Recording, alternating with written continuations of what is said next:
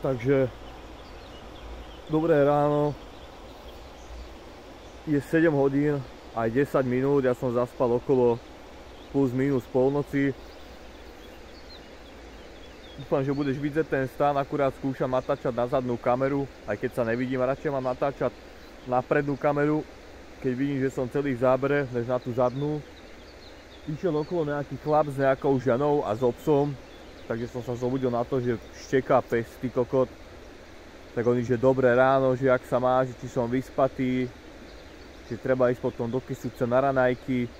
Tak som prikyvoval, som sa tváril, že jasné, určite teraz sa zebudzím more a pôjdem si na kapučino, na kaviár, ty kokot. A hovorím, že sem mi smer Česko a chlapík strašne milý, pozitívny mi povedal, že na druhej strane vlastne za mnou tam je cesta, že tam sa dá stopúvať. Takže teraz mám plán, že pobalím veci, pobalím stan, pôjdem teda do Kysuckého Nového Mesta, kde si nejak poumývam veci. Za mnou by si mal vidieť brácho RegioJet, neviem, či to bude vidieť na tom zázname. Pozeral som, ty kokos, na YouTubeový kanál, ktorý som včera založil, ja neviem koľko bolo hodín, už to aj nepamätám. A tí videá, čo sú úplne krátke, tí short videá, tak jedno má 1400 pozretí a druhé má 1200. A video, s ktorým som sa sral, ty kokos, asi 2 hodiny v kuse, natočil som ho na 6. alebo 7. pokus, tak má iba 15 hľadnutí. A tie short videá, ktoré som natočil na prvú šupu, majú cez 1000. Ja tomu nerozumiem. Jako mne nejde o tí čísla, ja mám tí čísla v piči a to robím kvôli tomu, že ma to baví, že som to chcel už dlho robiť. Len som nepochopil, že ja sa snažím urobiť nejaké video bez strihu, čo najlepšie, čo najkrajšie. Aj záber, aj všetko, zvuk, obraz, ty kokos, a má to 15 hľadnutí. A video, čo som len tak natočil, len tak z piče, tak má 1500, no. Nevadí jebať na to, takže napijem sa, pôjdem sa asi vysrať, lebo ma boli brucho jak piča, zapálim si a potom pôjdem pobaliť stan a pôjdem do piče.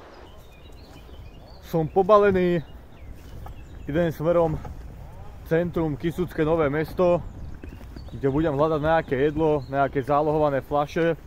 Urobím si poriadok, lebo mám 2 igelitky, ale jednu chcem vyhodiť, lebo tam mám proste iba odpad a bordel. A nechcel som to nechávať v prírode, lebo chápeš. A už mám aj prvý komentár pod jedným short videom.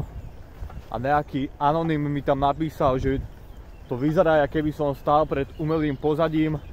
A že či to není fake. Takže hneď som sa začal smáť ako kokot, lebo tam je vidieť v tom zábere, že sa tam hýbu stromy, keď fúka.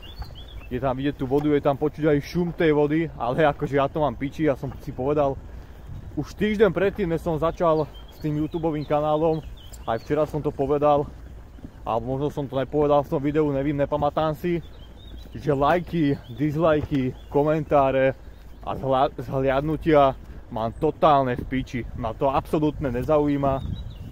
Samozrejme, keď mi dá niekto like a dá mi dobrý komentár, nejaký dobrý, pozitívny, tak podakujem, odpíšem, ale viac menej to mám v piči a to robím kvôli tomu, že som to chcel robiť už dlhé roky, že som vedel, že ma to bude baviť, takže tak.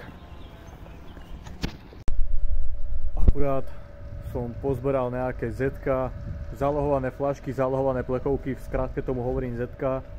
Vyzberal som si euro 20, v takom pajzli som si kúpil 3 deci kofoly, nabil som si parabánku na jednu bodku, keď je nabitá na 100%, tak svieti na 4 bodky. A som takto teda pri hlavnej stanici, je tu blízko pumpa, takže ešte by som išiel na pumpu sa skúsiť opýtať, či sa tam dá dobíjať, alebo na tej stanici, či sa dá dobíjať. A akurát som našiel v koši, toto je už tretíkrát, čo sa mi to stalo, že som našiel v koši krabičku cigariet. A sú tam takto 2 cigarety. Sú to akože slimky dlhé, ale lepšie než nič. A do Čadce by to malo byť peši nejak 4 hodiny alebo 5 hodín, takže buď pôjdem peši alebo stopom, to ešte uvidím. Takže tak. Fajčím tí slimky, čo som našiel 2 v krabičke, aj keď slimky, to sa nedá ani fajčiť, ale aspoň mám čo fajčiť, takže lepšie ako nič. A vlastne tam, kde sa predávajú lístky vnútri, tak mi dala pani ochotná nabíjať parabanku. Ona tu je iba do 12:30, takže 12:20 si pre ňu prídem. Takže necelú hodinu, 55 minút sa mi bude nabíjať parabanka s tým, že už tam je nabitá jedna bodka. Takže verím tomu, že za tých 50 minút budú nabité aj 2 bodky, čo bude bomba. A odtiaľ to teda pôjdem na tú pumpu pozrieť. Tam by som ešte skúsil niečo ponabíjať. A začínam byť docela hladný, takže by som si najradšej niekde založil oheň a uvaril si rýžu. Lebo rýža je jediné, čo vlastne mám. Ešte rozmýšľam, že keď tu mám tú vodu a mám kávu a sladidlo, že by som si urobil kávu. Aj keď studenú kávu piť, to má maximálne prežené. A už druhý raz sa mi stalo, že som si dal pivo a mal som sračku z piva. Veľa ľudí mi hovorilo, že to mi hovorilo niekoľko ľudí, či v Rakúsku, v Česku, na Slovensku, že pivo je výborné, že pivo je tekutý chleba, že to ťa aj nasíti, aj to pomáha na trávenie. Ja som si dal 2 razy po sebe pivo, čo nepijem alkohol asi už 2 roky pomaly. Dal som si 2 razy po sebe pivo behom 2 týždňov a v obidvoch prípadoch som mal hnačku. Takže tak. Stopol som sa v takom parku na lavičke, odtiaľ to je asi minútu Tesco, není tu moc veľa ľudí, nejsem síce v chládku, ale nevadí. Kúpil som si 5 rožkov, čo som našiel pár zetiek, našiel som takto kúsok Nutelly a dal som si 2 lyžičky kávy a 4 tabletky alebo 5 tabletiek, čo je hento červené malé, to je sladidlo. Takže najem sa teraz, napijem sa.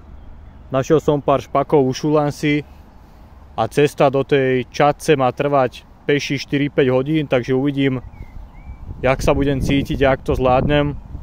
Ale viem tam dojsť aj peši, ale z Čadce chcem ísť jednoznačne stopom do Česka. Nechcem ísť proste cez hranice peši jak kokot, chcem ísť proste v aute, vo vlaku, v autobuse, ja neviem, v kamióne kokot, hociak. Popíjam kávu, fajčím. Zase začína byť horko jak v piči a podľa mapy je Čadca vzdialená 4 hodiny a 35 minút peši. Ale tuto, jak hovorím, je za minútu odo mňa Tesco, je tam aj Pepko, aj Kik, aj Deichmann a takéto pičoviny. Takže mám plán, že si zoberiem kartón, vypýtam si fixu, napíšem na tabulu, že Čadca, postavím sa už na cestu, ktorá už ide úplne že mimo Kysuckého Nového Mesta, že to už proste ide úplne mimo. A tam budem stáť, a neviem, či tam budem stáť 10 minút, hodinu alebo 3 hodiny. Ale skúsim teda stopovať, uvidíme, ako to dopadne.